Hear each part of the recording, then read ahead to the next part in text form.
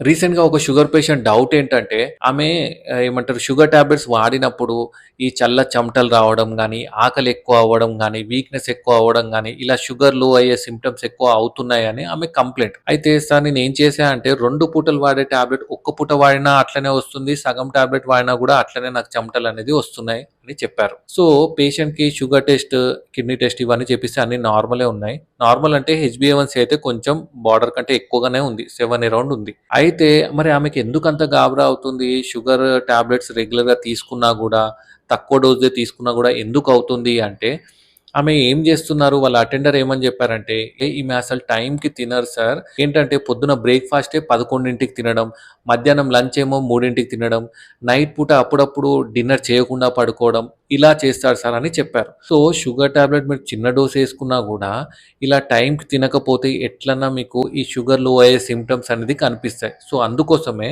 మీరు 3 పూటలు టైంకి తినాలి. టైంకి తిని రెగ్యులర్‌గా టాబ్లెట్ వేసుకుంటే మీకు ఏం సింప్టమ్స్ ఉండవు. ఒకవేళ మీరు రెగ్యులర్‌గా వాడినప్పుడు గూడా మీకు ఇలాంటి సింప్టమ్స్ ఏమన్నా వస్తున్నాయంటే, అప్పుడు మీ టాబ్లెట్ డోస్ తగ్గించడమో, లేకపోతే మీ డైట్ ప్యాటర్న్‌లో కొంచెం చేంజెస్ చేయడమో లాంటివి చేయాల్సి ఉంటుంది. అంటే ప్రోటీన్ ఫుడ్ ఎక్కువగా తీసుకోవడం ఇలాంటివి చేయాల్సి ఉంటుందన్నమాట.